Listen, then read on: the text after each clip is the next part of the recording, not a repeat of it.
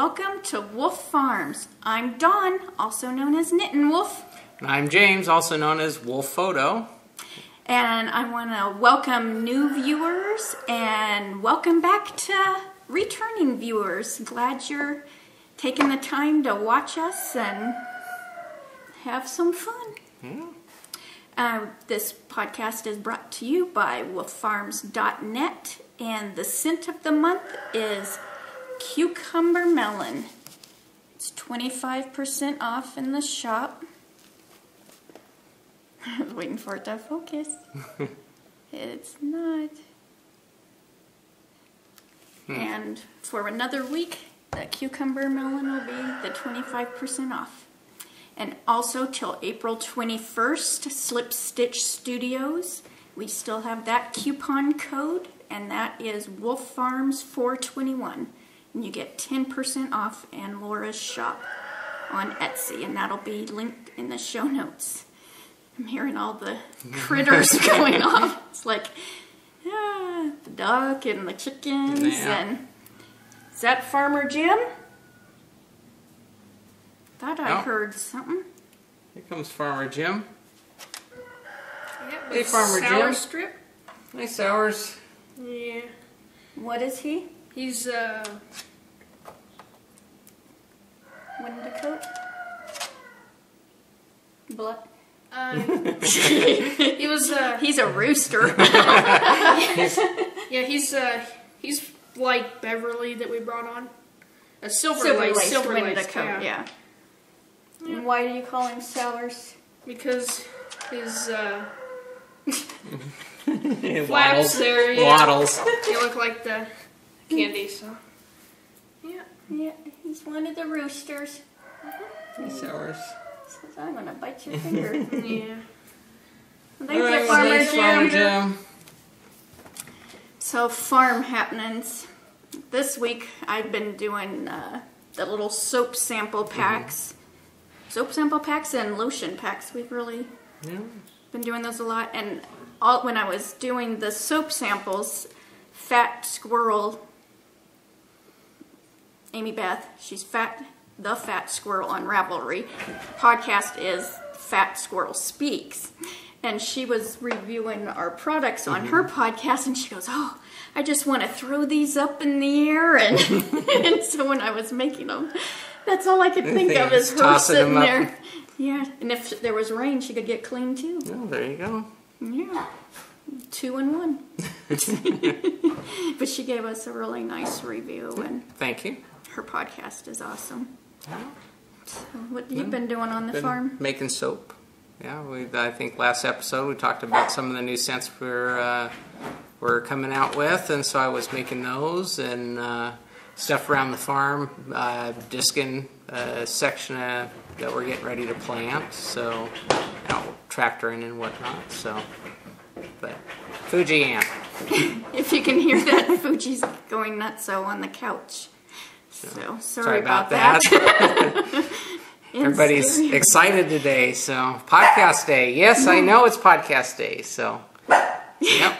So anyways, but yeah, so farm happenings, that's it, and at least in terms of getting stuff done around the farm, and so You were doing tractoring before the rain today. And yeah, it's supposed to rain today, so I wanted to get some of the field disked up because we're gonna do some planting over there. So I was out there before, so hopefully I'm not too dusty and dirty from running the tractor back and forth. So. I guess if they zoom in on big screen TVs, they can see. Yeah, see Wolf Farms that dirt. a layer of dust on my head. So In the coop, let's start with the Spectra, and this is done. This is a Stephen West pattern, and this is with the Two Knitlit Chicks podcast, and this ends on April 15th. This is done on size 5 needles. And this is my progress this week. The light orange is starting to blend into the brown again. So it looks Pretty. like it's going to start repeating. So I don't know if you can see my little dicky-doo there. Yeah, I like that yarn because it fades. You know, it's more than just variegated. It actually blends from one to the next. And that's the Knit Pic's Chroma in the Sunrise colorway, and then just Knit Pic's, was it Stroll Black? Yeah, Stroll Black. Oops. And I'm tossing the labels everywhere. I just did a little bit. I tried knitting on this at Knit Group the other night, and the black, trying to see those wrap and turns, yeah. I did one wedge and I thought, no, I'm gonna knit on something else. It was too hard to see. I mean, it's pretty well lit up at this coffee shop, but seeing that black is like, whoa. So, and then I did a couple squares on my Scrappy Happy blanket. I'm just going to show a little bit of this. I showed it last week. I did the purple, I think. And then I know, them so you know which ones to talk and about. I know I did this one. This is the Pashmina. So, and this is a Shelley King is the designer, K-A-N-G, and I'll have this linked in the notes. And she has a blog called The Heathen Housewife. So that's the pattern for that, because I didn't mention that last week. And I do these on size 2 Knit Picks, just 2 double points, because they're small. And it makes it a little bit more portable when I throw it in a bag. So yeah. I mean, you can make the squares even without carrying that around with you, so, you know, that... Not now. Oh, you can't? No, because I got it to the size I want. Oh, so you just knit it right in? Yeah. So see, I thought you were making, when you started, you were making just individual squares. Yeah, that's when I did, yeah. Okay. That was when it was easier to go. But you pick up, well, it's a free pattern. I was going to say, ooh, is that copyright? But you pick up 15 down the side, then you pick up 1 in the center, and then you pick up 15 along this side, and then you start in on your patterning. Okay. So. Yeah, I thought you were still making little individual squares like you had. And then I think when I get, because my one edge has all these triangles, so I'll have to do like a half, just a half, so it makes an edge. So I don't know yet. Figure it out. Yeah, you got a lot of scraps to go through. That's a never-ending.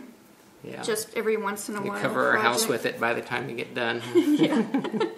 I'll do a whole tractor cozy. Yeah, hey, there you go.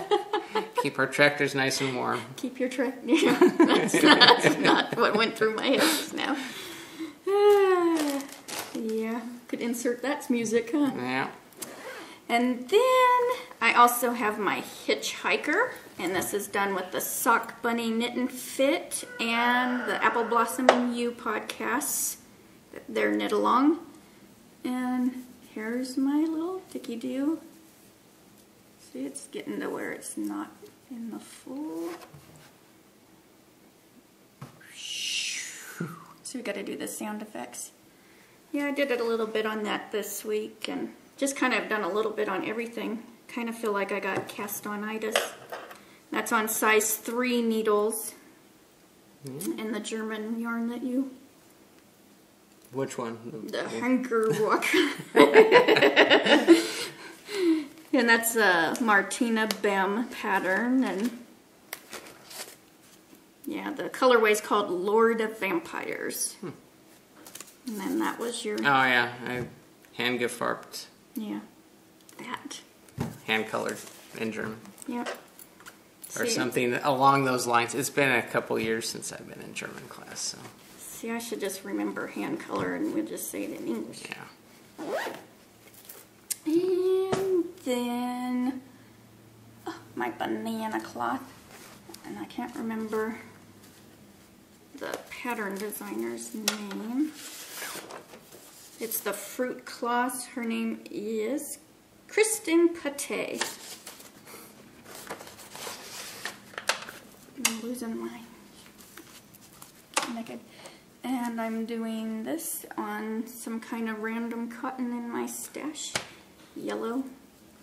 And I'm doing the banana. Very nice. I started this last night. Did you block out the other one that you done? No. The first one? No. And I didn't pay attention to my photography either, so I'm going to block them all at one time because I figured why. And someone was asking if the Slip Stitch Studio needle holders can be used on circulars, and yes, I actually have it on here, and it ain't coming out. I'm sure if I redhead and really pulled on it, it would, but... Unsnap it and... Yeah, and this is also done on size 3s. Wow, I'm really into the size 3s, aren't I? And small knitting. Yeah. But yeah, I like that. And the yellow, this can also be entered into the Knit Me Happy podcast knit-along that Rachel is having. She's Knit Me Happy on Ravelry. And it's in support of endometriosis awareness. That's a mouthful. So you can check out her podcast, and anything yellow can be entered in her contest. So, because that's the color awareness. Yeah. Very nice. So. And what is in your coop? I just noticed what's in my coop is the same color as what you're hitting there. Okay. Here it is. This is what's in my coop. Drum roll, please. Yes. This is my first knitting, and it's been in the coop so long, I think it's dead now, but it's been around for a while, and it's been a while since I've knit. I probably need a refresher course. Good thing I have an excellent teacher here, but that's as far as I've gotten. But from what I've been told, I'm doing pretty good. But I mean, very first, look at these stitches. I mean, that's, you know, there's no drop stitches. There's no yarn overs. It's like, geez. So, yeah, so now that she's pulled it out, I guess I'll have to put a dicky-do on it and then report back to you guys in the next episode to show that I'm actually doing something. So you might actually see another row or two on there by next week. Yeah, because I think you even have some purl. You did it. You had started to learn the purl, too. Yeah, mixing it up.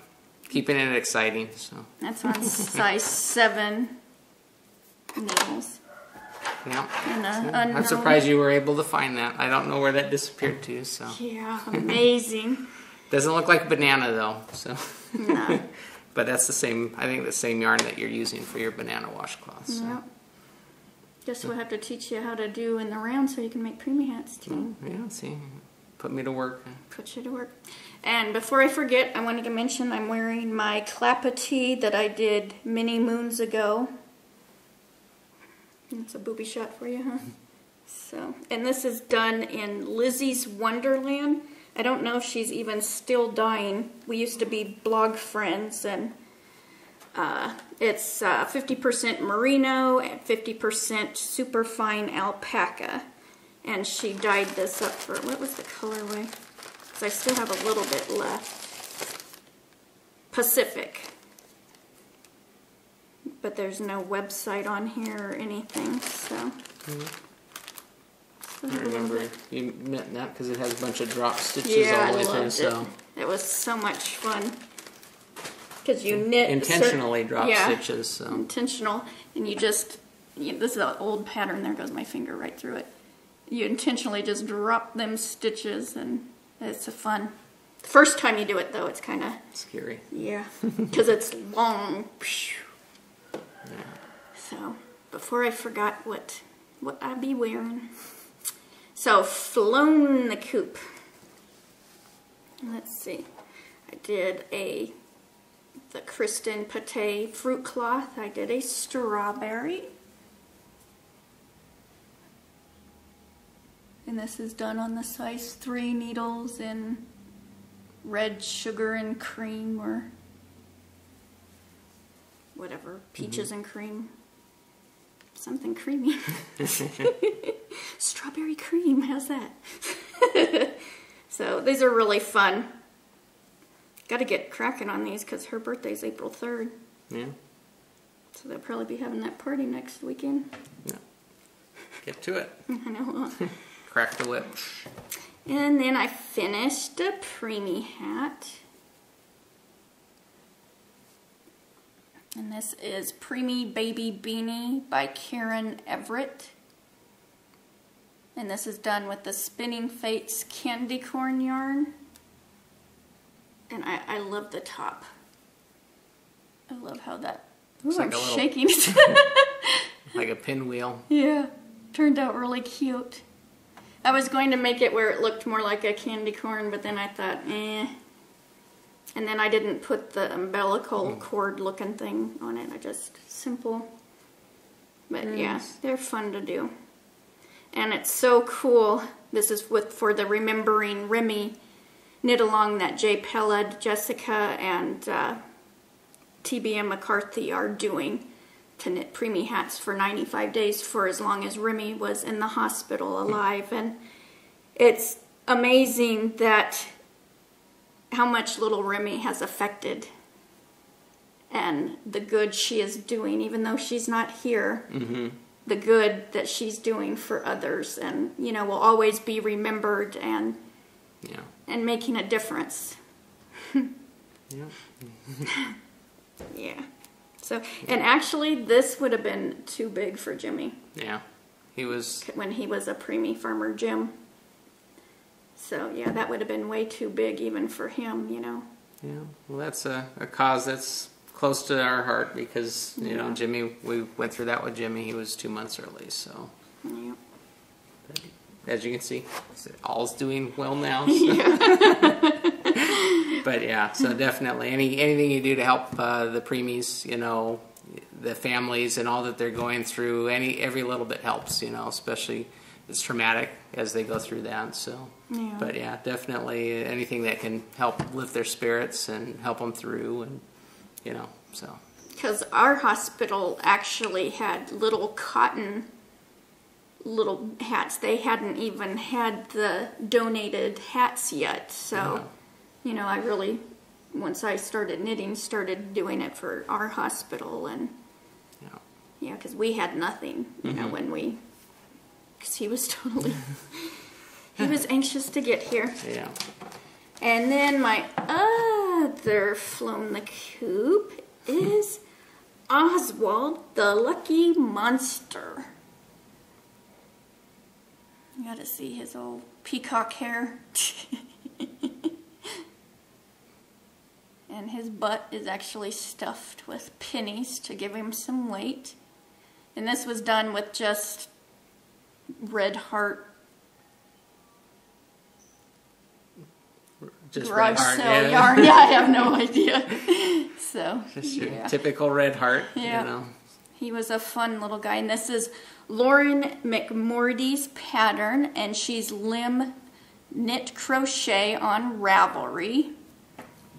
And I'll talk more about her later. And her pattern is really fun. This is another picture of the monsters. And she has some cute little bugs pattern that I want to knit, and really cute patterns. See, I'm trying not to jump into my other segment with her. No. Yeah, I just told her ears are going to be burning today, so, yep. And then my spinning, I finished the other 2 ounces, that's really bad right there, of the Redfish Dye Works. Yeah, it's hard to, it's so bright. So now I can actually ply the 2 together, and this, I did this a short draw. There we go. So I tried to get it really thin, and so I'm thinking on knitting a Clockwork by Stephen West out of this. But then once I have it plied up, I might change my mind altogether. One step at a time. Yeah. So I don't know if I'll get that all plied up by next week. I need to, though, because our spin-along starts next Sunday. Always something. Yep. So, Pic'n on the Farm. Our new segment, Pic'n on the Farm. Yeah, that's my segment. So, Yeah, so last week we had mentioned, we're going to start a new segment. We're going to call that Pic'n on the Farm. Talk about, picking on the farm. And talk about photo, tips and how-tos. And I asked Dawn to go into Ravelry and start a new Thread in the Wool Farm group to kind of collect questions and stuff that you've had. So I don't have a lot of time, so I try and get on there to answer them as much as I can, but I'm also going to use those to try and come up with content for the segment. So a lot of good questions were put on there, and I think the way I'm going to approach it here on the segment is to take a little bit of theory and kind of give you some heads up on what that has, what that can do for your pictures, and then maybe some practical examples so that you can see it in work, in play. So basically, I wanted to address in my first segment here is lighting. Pictures without light, you don't have pictures. So one of the things that a lot of beginning photographers don't realize is lighting is more than just light. There's qualities to light that you have to take into consideration. It's just like saying knitting is done with yarn, but yarn also has qualities. So if you're making socks, you make them out of wool, something that's durable. You make a cowl, if you made it out of wool, it'd be pretty scratchy. You'd want the silk, Malabrigo, something nice and soft. So lighting itself, you have to think in terms of the different qualities it has. It has direction. It has color. That's, I think, one of the questions that came up a lot was talking about color and not being able to get your pictures to look like the real thing. Well, the effect that light has, depending on where it's coming from, can actually change the color of the end result. So you take a picture of something with a light from your table, and it'll actually look yellow because the color of that light bulb is actually yellow. Your mind actually corrects for that. Everything looks white to you, but your mind actually corrects for the light color. Your mind makes assumptions. It's like auto white balance. So when you turn on the light in your house, it looks white. When you go outside, it looks white. The clouds come over, it looks white. It always looks white. But when you take a picture, it actually will capture the true color of that light. So the incandescent bulb, the bulbs that are in your fixtures in your house, actually is more of a yellow tint. Outside sunlight is actually, depending on the time of day, actually has different colors. So in the morning or in the late evening, it has more of a yellow tint. During the day, it's more pure white. If you get overcast, it actually is a blue color. So these things actually affect the colors of what you're actually taking a picture of. So those are things that you need to, I'd like to kind of point out to you so you can take that into consideration when you're taking pictures. The cameras sometimes have adjustments. I'm going to try and stay away from talking about specific equipment. I'd like to keep this general because there's so many different cameras out there, and each one has their own settings, and you do one setting on one that fixes a problem could actually cause a problem on a different model with, so I'm going to try and stay away from specific camera related settings sort of thing and talk more theoretically. So one of the things that you need to consider when you're taking a picture of your knits is the quality of light, the direction. There is hard light and soft light. Let me explain what that means. Hard light is a light that creates really strong shadows. The sun is a really good example of a hard light. When you're looking at a shadow of someone in the sunlight, it casts a very distinct picture of a reflection of that person. You can see the outline. That's because it's hard light. Soft light, you don't barely see the edges of the shadows. It really blends. So when you're taking pictures, you want to give a light that's going to have enough shadow to help detail out the pattern, but not too strong that it makes it so you can't see. So a good quality light to use, if you don't need to spend a lot of money on photo equipment. A simple window will do. That'll help bring in diffused light from outside onto your subject that will help illuminate it with correct color, you know, because sunlight is really white. It should help give your color of your yarns or whatever a real true, you know, sense of what they are. But it'll be soft enough that it doesn't create too strong a shadow, but enough to give some detail. So one of the things I wanted to show for this episode is I've set up kind of an example of what you could do at your window to help get a picture, you know, of your knit finished object. If you want to post it up, do it a little, you know, for Ravelry or whatever. Nice little setup that doesn't cost any money. You use stuff that's around your house. One thing that I've used is I set it up by the window, and I've got some pictures I'll show to kind of give you guys an example of how I set this up.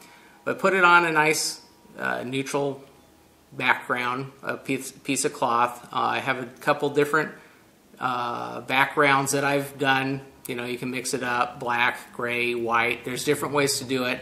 And whatever makes it the yarn and stuff that you're using really stand out, you know, you can play with that. That's one of the things, trial and error, you know, play with it. There's no right way to do a picture.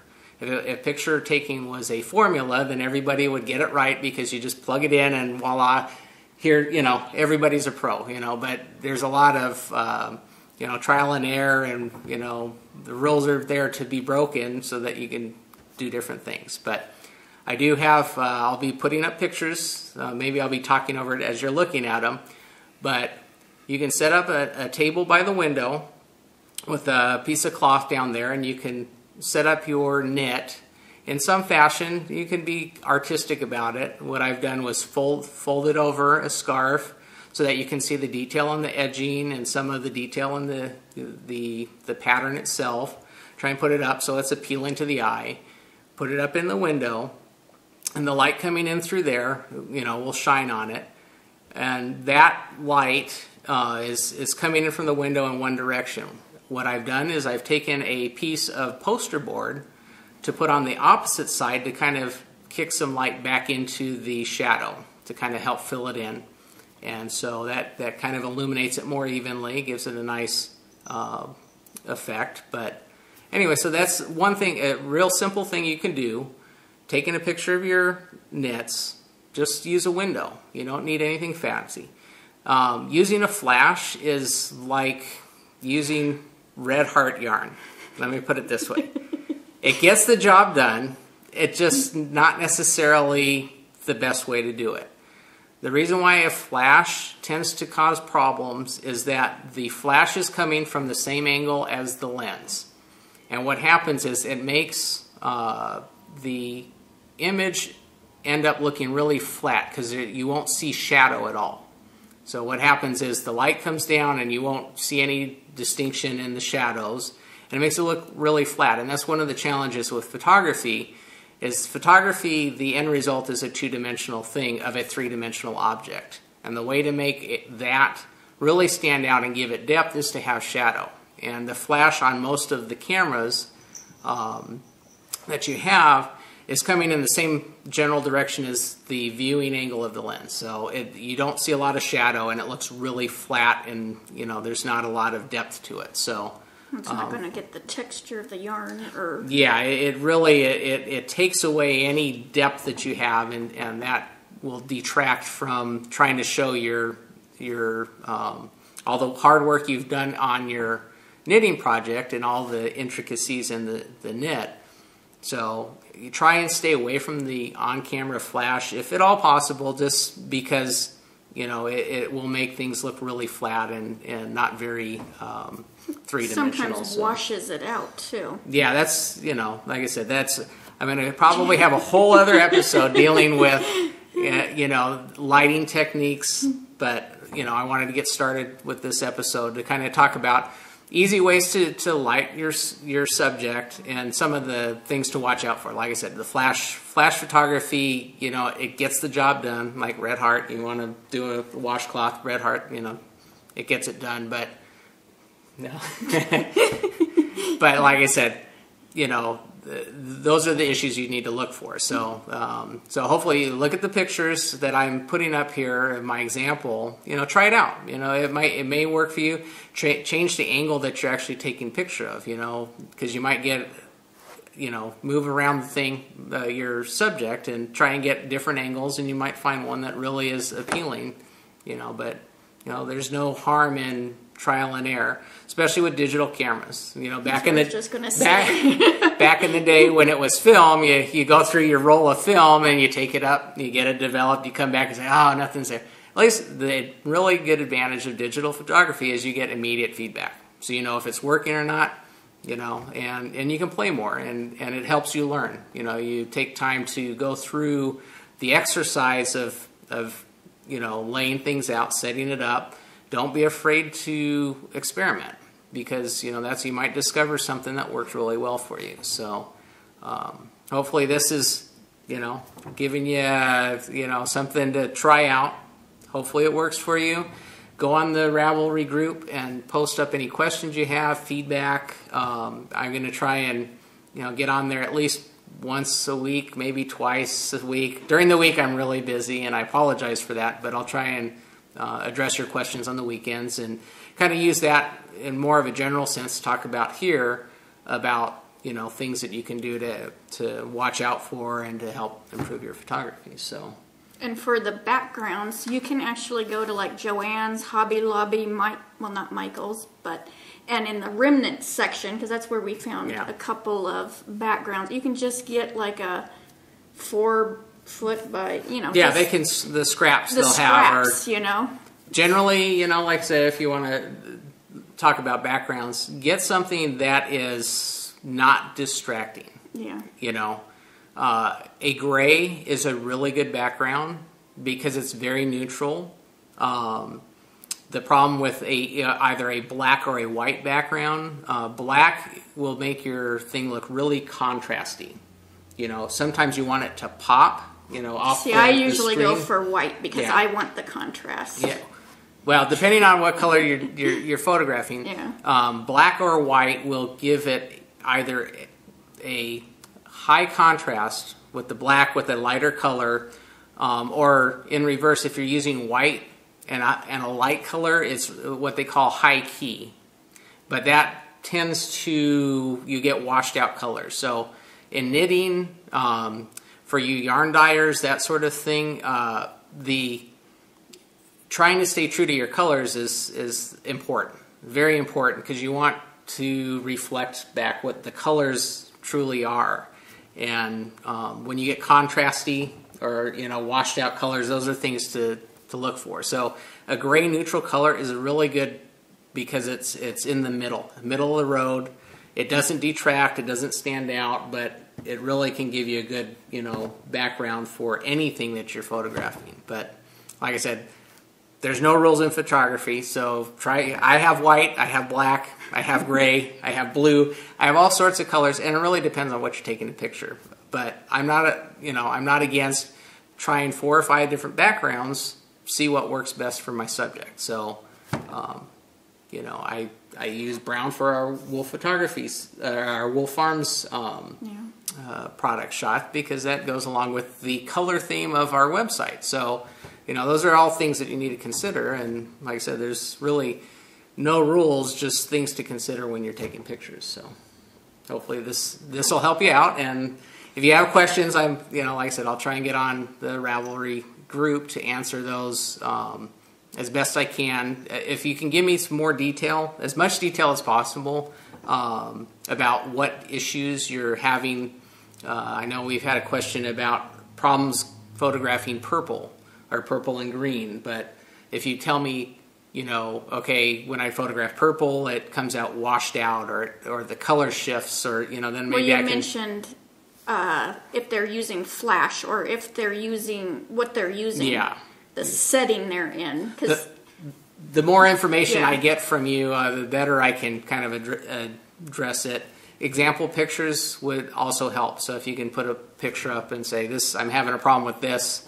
What do you say? I know Knitton's My Bag posted up an issue she was having problems with, and I gave her some answers and tips, and hopefully that'll help her out. And like I said, it's a dialogue. So if you try something and you're having problems with it, and I give you feedback and you're still having problems with it, like I said, I can try and help you work through that. So, so hopefully this is helpful to you, and I'm not wasting your time. So, anyways, so that wraps up this week. So we'll go on to just had a goofy thing picking on the farm. I think you need to eat lunch. Leave it to me. Blood sugar's dropping. Yeah. So, anyways, on to market. Good job, honey. You're welcome.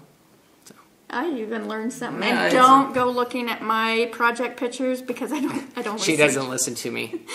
Me, I get it done and I just snap up on Ravelry. She regrets every time she asks me to come and take a picture because she knows the equipment's going to come out, and my standards are up here, and so he does a full photo shoot. Yeah. I'm not talking with all different lighting and head lighting and that's the hazards of asking me to take a picture. So she doesn't. So she doesn't ask me. She just takes quick pictures so that they're up on Ravelry. She won't listen to me. So hopefully, as part of this, she'll now. learn If I'm entering it in a contest, well, generally, or if it's like a test knit, I will do better. Yeah. Why don't you do? When she tries, she does well. So. And just like you, when you try, you'll do well. Like I said, so take the tips I give. Hopefully, they'll help you out. If you have questions, post them up. So on to market. Ooh, you're good. How do you like the shoulder dance? To market this week, I didn't take it out of the bag. It's my Sunshine Yarns, which is sunshineyarns.com. And of course, I had to get this. This could also be my Squeal, like a pig too, because I know Lauren, which is Limb Knit Crochet. We're Hunger Games sisters. Yeah. This is the Mockingjay. Yay! And it is prettier in person than it even was on the website. And look. It's a Hunger Game button. Although it's not. Back it up. There we go. Woo! Too close. Yeah, that's definitely going to go on my podcaster monster whenever I knit it. But it is so pretty. It's like light blues, grays, blacks, just a tinge of a daffodil yellow, and so pretty. And I only got one. It was good. There was PETA. There was the Hunger Game colorway. There was, I think, Katniss. Then I posted this on Plurk. Amanda, Knit Psycho, she didn't tell me. Apothecary Yarn had a Hunger Game update last week too. She got a whole slew. Oh. Shame on you, Amanda. I guess she wanted them all for herself. She's the one that I always go into her stash, and I buy the D-stash. Ready to D-stash yet? She hasn't even gotten it yet. But yeah, so pretty. And I have no idea what it's going to be. Yeah. Well, yes, I kind of do. I was going to say, that's unusual. They always have a project. It'll probably be the Susan Ashcroft Rocky Mountaineer show. I have no idea what it's going to be, though, huh? But yeah, it was $24, and then it was $5 shipping. And so it was $29 total, and it has, I think, 380 yards. I think. I'm pretty sure. 370. So the yardage for the price, I was kind of, that's why I kind of stopped at just the one. Because I do have a lot of Sunshine Yarns. Yeah. And I feel guilty because they're not getting knit. They're just sitting there saying, knit me, every time I walk by. That's why you don't have a big stash. So. Yeah, I can't because they're talking to me. I'm hearing outside voices. I think you need to eat lunch, so.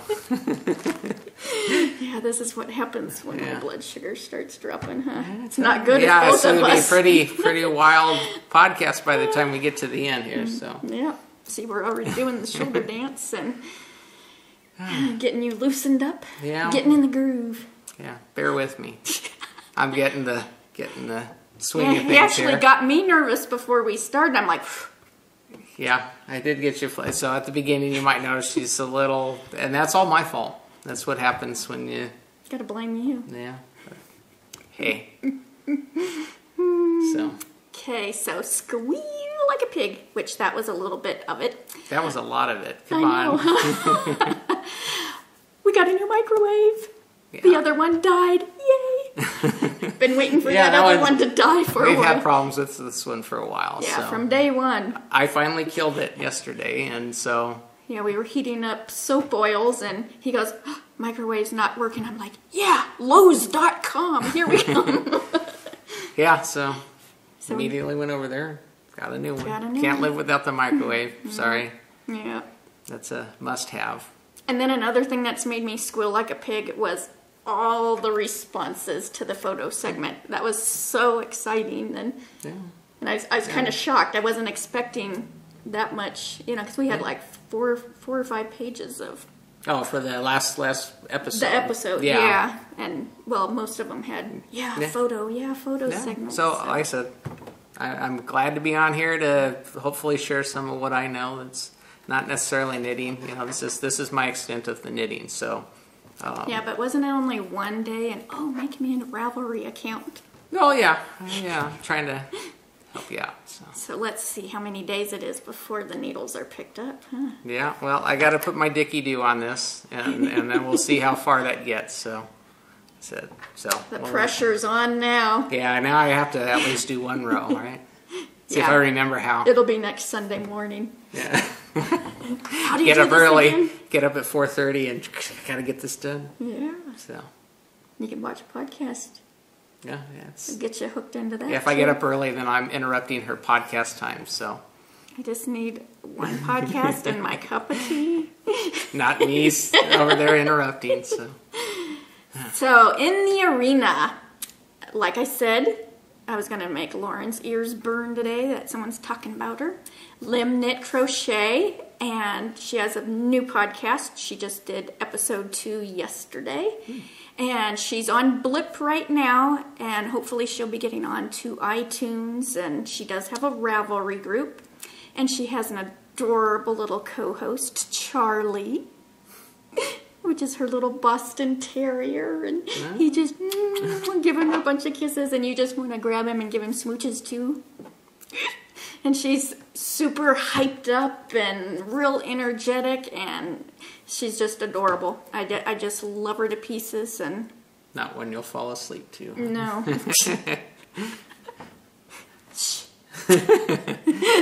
So yeah, she is a doll, and yes, Lauren, I got my Hunger Games back on. So yep, she's my Hunger Game twin. Gonna go see that tomorrow. So yay! So go give her a watch, and because you'll love her. You'll just love her. And that'll be in the show notes, right? Yeah, of course.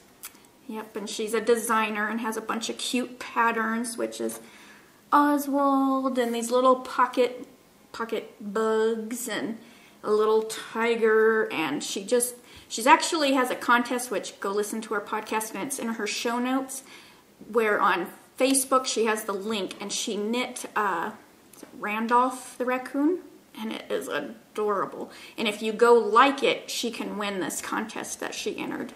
There's 5 pictures selected, but make sure you pick hers. So go do it. Go vote for her. Everybody, stop now and go vote.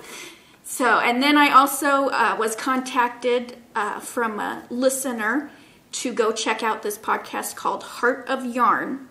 And the host is 12 years old, and her name's Maggie, and her Ravelry name is Bookworm Presley.